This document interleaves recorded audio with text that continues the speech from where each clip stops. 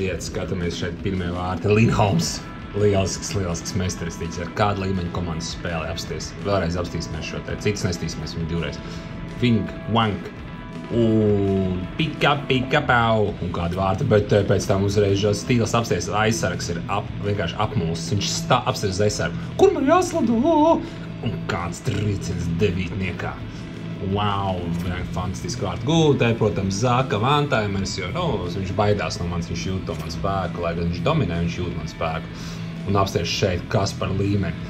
Un šis ir otrās trešdaļas pašas beigas. 2 minūtes līdz otrās beigām viņš iemet to, bet tāpēc tam Granlunds ielabo kaut kādu tālo metienu.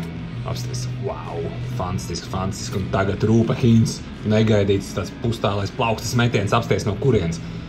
Un vārtsargs apsties, kā ripa izlas no vārtsargs paliek stāvot, viņš vispār nesaprot, vai viņš ir vārtsargs, vai viņš ir pika pau. Un vēlreiz.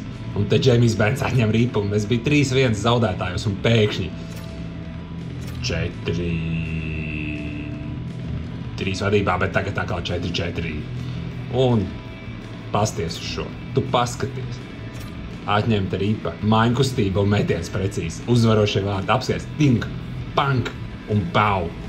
Es kaut ko tādu mūžā vispār redzējis. Vēlreiz.